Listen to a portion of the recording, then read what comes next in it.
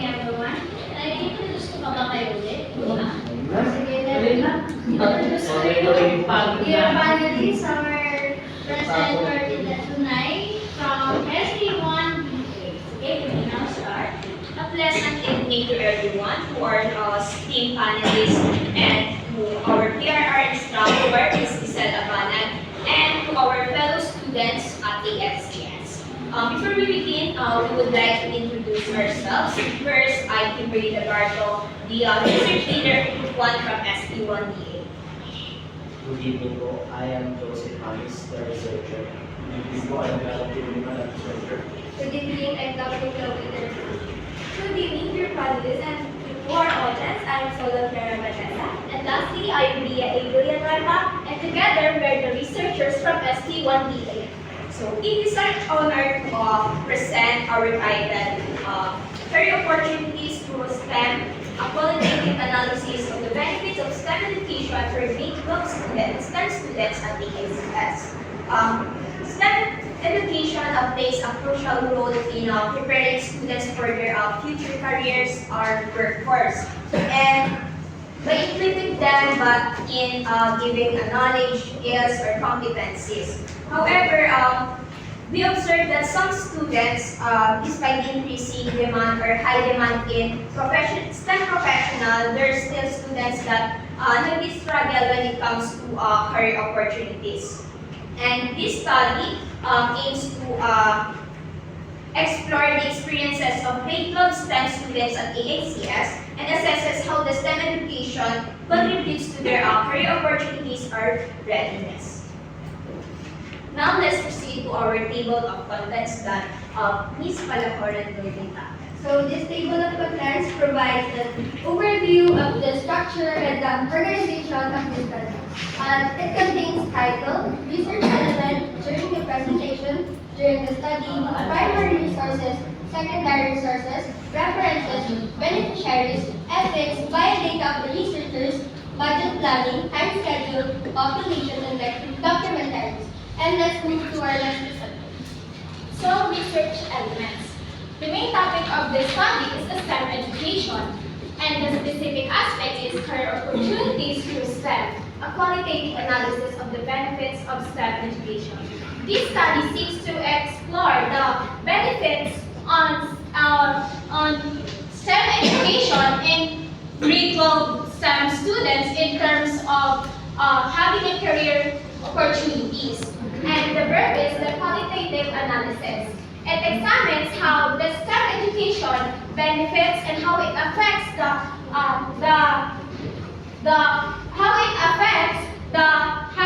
having career opportunities in the future. And our variables are independent variable the STEM education, and the dependent variable is the career opportunities. And our population is also our fellow STEM students, and the location is Asian Institute of Computer Studies. So let's now move to during the presentation. So during the objectives for during the preparation is to present the key benefits of STEM education in preparing students for career opportunities. This objective is to showcase how the STEM program at ANCS contributes to the students' career future in success in the workforce. While the second objective is to highlight the findings from the qualitative analysis regarding the impact of STEM education on students' career. So it shares the insights from the study that we would want to focus the skills and knowledge as well as the students can gain from the STEM program. And we would want to make them more competitive. And for the objective number 3 is to engage the audience in a discussion about how STEM education at the ACS influence career choices and personal growth. So it facilitates a conversation and impact. While the objective number 4 or letter D is to provide actionable recommendation for enhancing STEM education to better prepare students for career paths in STEM fields. So it offers a suggestion for us improvement in STEM programs. Now let's proceed to another objectives. So now let us start during the study. So during the study, we find findings to help to know to learn and to analyze new knowledge. So we have for knowledge. So A, we have to analyze the role of STEM education in expanding career prospects for students and preparing them for various STEM-related fields. Then next is to investigate analytical skills and competences that students acquire through STEM education that enhance their readiness for future employment or higher education. Third, we have to evaluate how prepared students feel for pursuing careers in the STEM fields or further studies after completing their STEM education and ACS component. Thus, we have to explore the relationship between students' career, interest, and the education that they receive, understanding of their STEM education guides and influences their professional goals. So, all in all, the study examines how STEM education at AICS expands career prospects by equipping students with essential skills and competences for further studies. It also evaluates their interest in choosing the career choices and career goals. So next is Ms. Solon for So, before we proceed to primary sources, these objectives directly connect with our study, and we would want to ensure the future that we would want to have a clear future. So at this section, it focuses and it outlines the primary sources of the study, where specifically the interview questions posed to grade 12 STEM students at AICS. The selection of this question was driven by a need to understand the students' lived experiences and perspective on the benefits of STEM education. So here's the possible questions, which is first is how do students assess the benefits of STEM education for the workforce rather, and secondly, how do grade 12 STEM students at AICS perceive STEM education's role in preparing them for future careers? In this question, there are two key areas where student assessment of STEM benefits and their perception of its role in career preparation. The questions were designed to be open-ended, prompting detailed and insightful questions, insightful responses that went beyond yes or no answers. This approach allowed for more comprehensive understanding of their perception, beliefs, and perspectives regarding STEM education and its role in their future career. The open-ended question facilitated the exploration of diverse viewpoints and provided a deeper understanding of the complexities surrounding STEM education. And now let's go. So let's now move to the secondary resources. Secondary resources help the students contextualize findings and compare them with broader trends in STEM education and employment outcomes. So these sources will provide insights in previous findings on STEM education that impacts on the career opportunities. The researchers seeks another article that Smith and Lee they published it in the year of 2020. They conducted a study on STEM career pathways, which will serve as a comparative analysis of this research. So now let's proceed to the beneficiaries. Our beneficiaries are the students, the community, and as well as the future researchers. For the students, this study benefits students by enhancing their career opportunities and prepares in STEM fields, ultimately improving their employability and future prospects. To the community, this study benefits community by contributing to the development of a skilled and competitive workforce in STEM fields, ultimately driving an economic growth, innovation, and improved quality of life.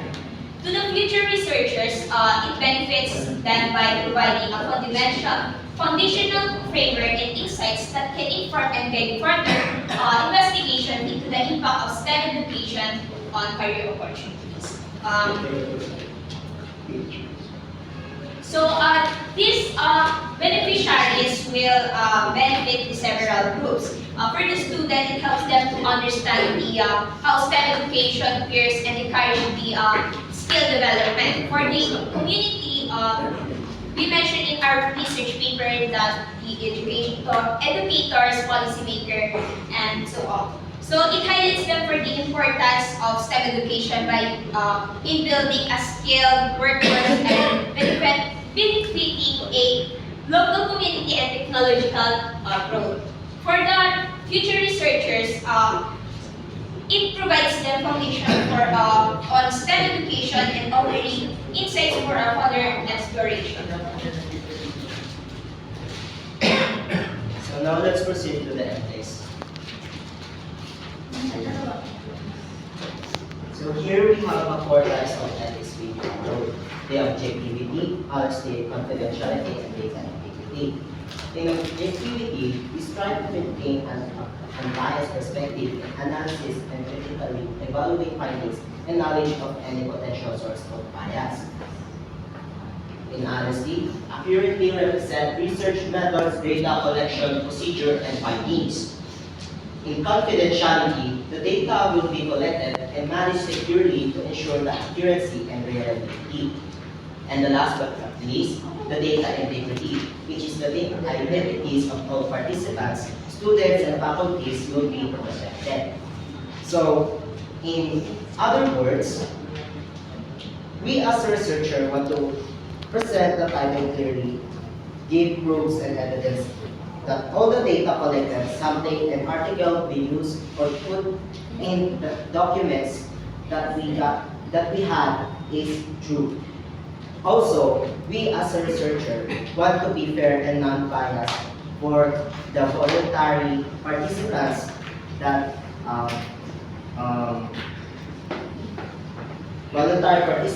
ensure that the students and faculty will have a private and safe sampling and interviews that will be given to them.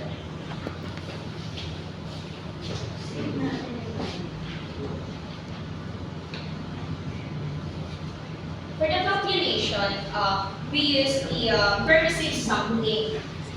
We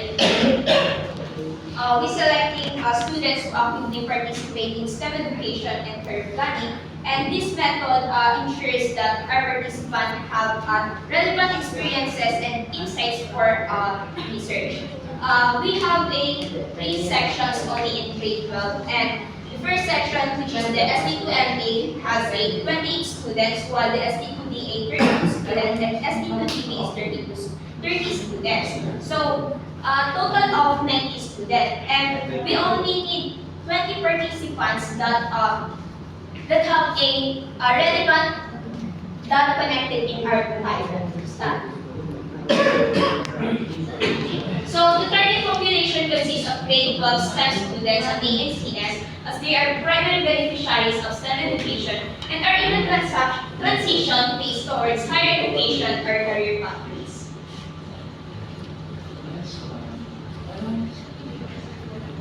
Here is our documentaries for making our research study. Ayun na lang, love you. May naluto na masasarap dyan. Baka makita kung sino lang yung nagluto Ito ng nasisigil na content. nasisigil ang Jay. Wala na yung data. Thank you, my emergency po kasi. Pero she's cooperating with us.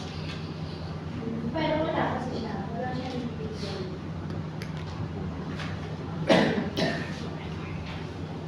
Tapos na. Thank you, research.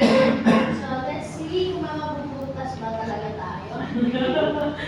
Try muna natin. Let's hear Sir Dash. Okay. Okay na? Okay. Kayo na yung unang nakita na grupo na gumamit ng purposive/judgmental sampling technique, which is a very good example of non-probability-based sampling technique, which is totally aligned sa qualitative approach. Hindi pwede gumamit ng At yung structure. specific nilang purpose sa respondent. Lagi naman ganun. Tama.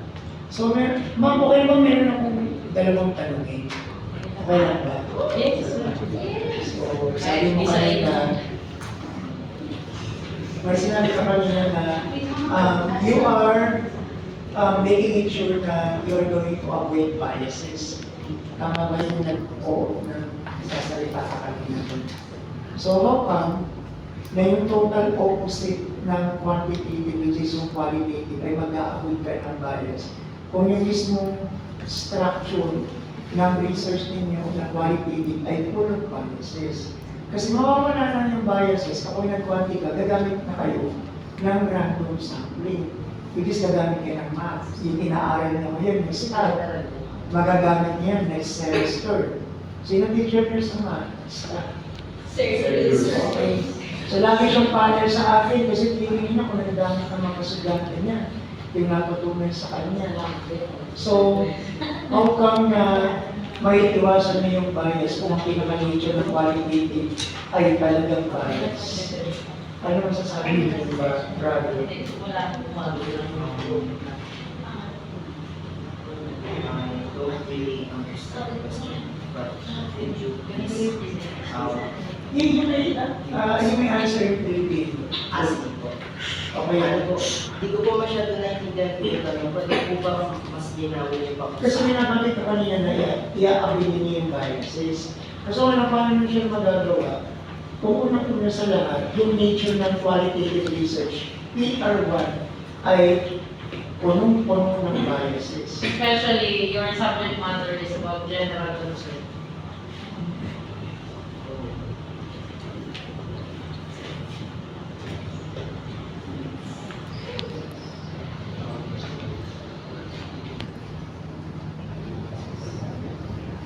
Kung quantitative kayo, walang biases yun. Slowest formula, complete the exact sample size, and then you go ahead and employ your probability sampling technique. Simple random, systematic random, clustered random, and stratified random. Pero kasi dito puro biases tayo. So paano mo maaalis yung biases kung yung mismo nature ng quality puro biases? May paraan pa. Ano yung sa tingin mo?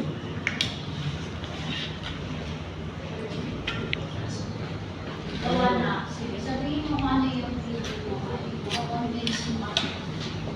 Kaya mo yan. Ano ba, mag-add ba kayo ng ethics? Magtatanggol ba kayo ng ethics? Ano ba? Actually po, we are open for a suggestion from our panelists.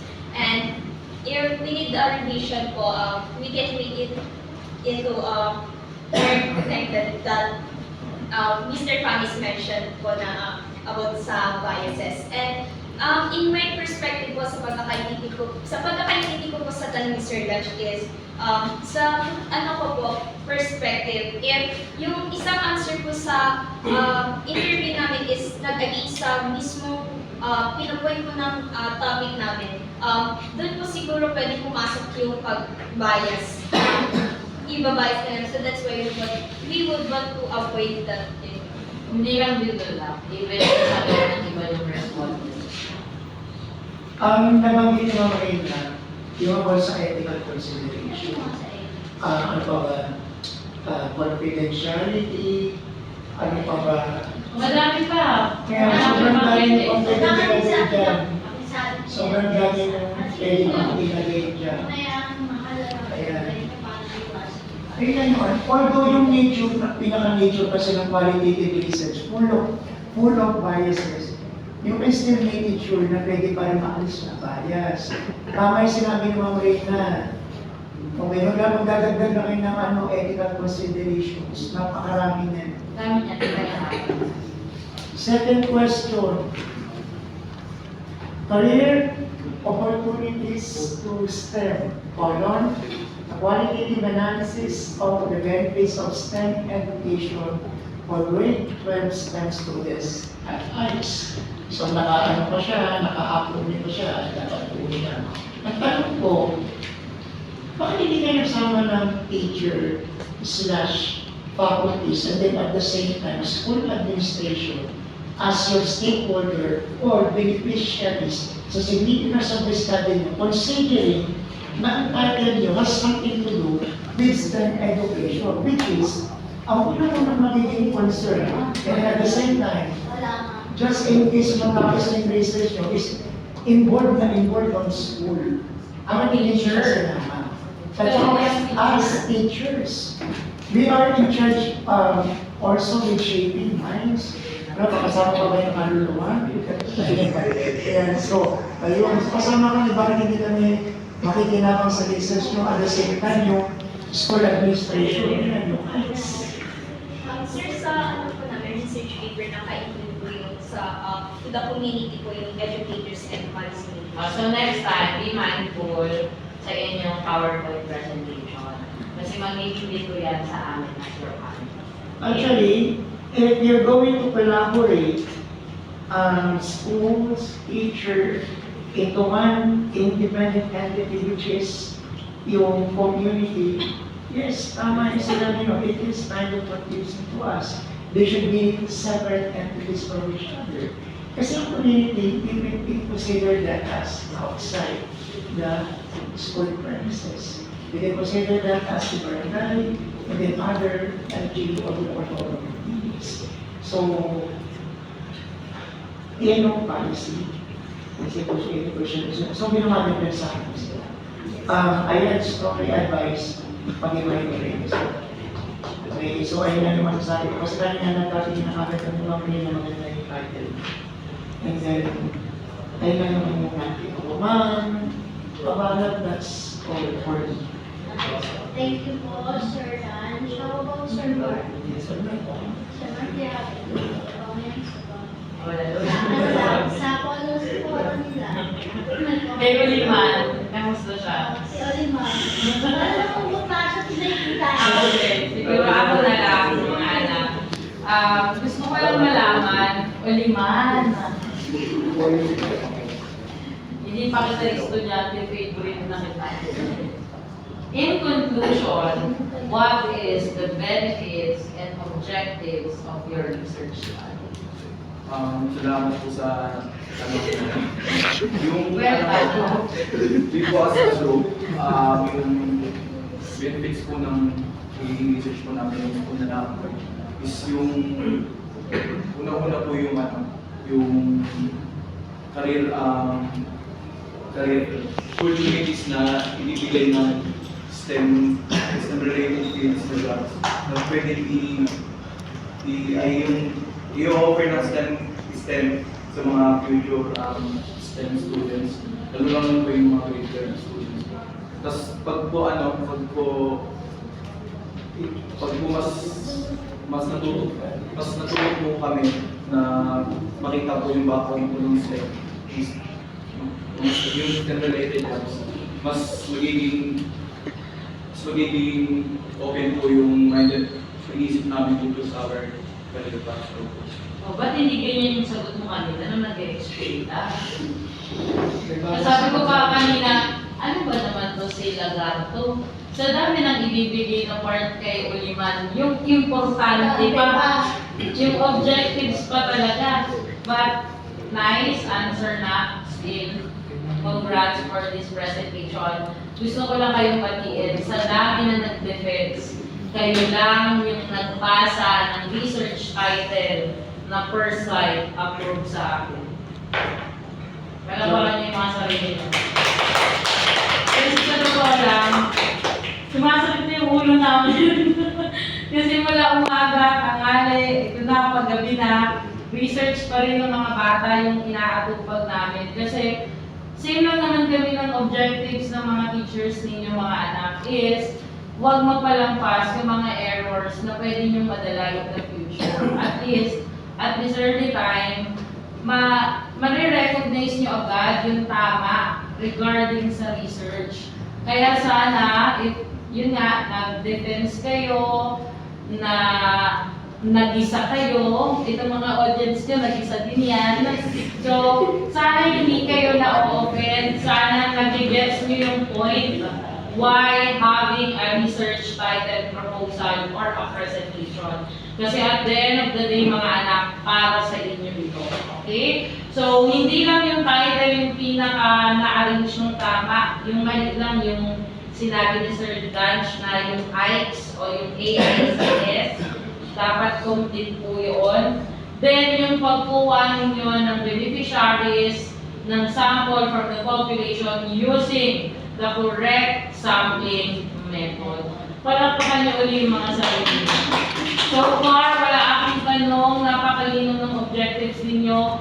Tunay na mapapakinabangan to ng mga estudyante, especially ng mga estudyanteng nagpaplano to take a strand or piliin ang strand na STEM. So, congratulations.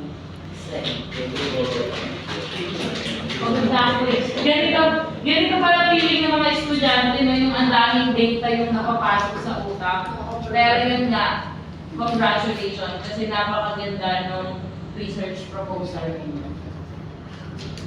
Thank you. Sila nang tumulong sa Waliman, I think. Waliman, thank you pa. Thank you po. Maraming sunod. Maraming sa mga kumahan. Kay magaling na kay Sir Wright. Salamat po sa oras. Thank you.